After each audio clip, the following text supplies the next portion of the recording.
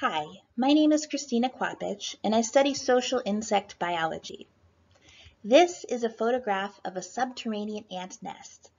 Ant nests serve complex physiological functions for the colonies that live inside them.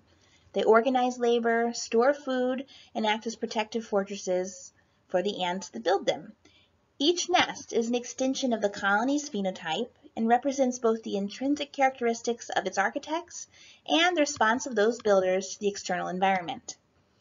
Much of my work has focused on variation in the structure and function of ant nests and the organization, or rather the self-organization, of the colonies that live inside. But ants do not build their nests alone. And some ant species build carton structures where they spit sugary secretions to recruit fungal partners whose hyphae actually innervate the nest structure to increase its stability. Not all relationships with microbes in an ant nest are positive, however. Living in an ant nest can increase the transmission of pathogens between members of the same species. Social insect colonies have evolved a variety of hygiene behaviors that benefit colony health and suppress the spread of entomopathogenic fungi and bacteria. These include swallowing acids and plant compounds as prophylactics. The nest pictured to the left is full of pieces of pine resin that have been gathered from pine trees by the ants living there. The balls of pine resin are processed down into small chips and used to tile the floors of each chamber.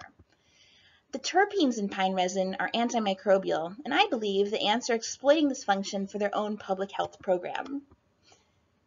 As I've mentioned, nests serve as food storage depots in addition to several other functions. Seed harvesting ants collect many kilograms of seeds each year to eat, but have a difficult time cracking them open. We discovered that one species of ant waits for its seeds to germinate before accessing the nutrients inside. We also found that the seeds in their granaries are covered in actinobacteria, which may help to keep them from molding or spoiling.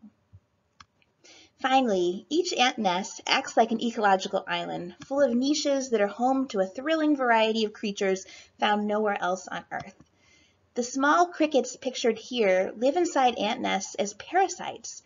They mimic the odor of their ant hosts and replicate the ants' tactile signals in order to steal food from them and to lay their eggs in the well-defended brood pile.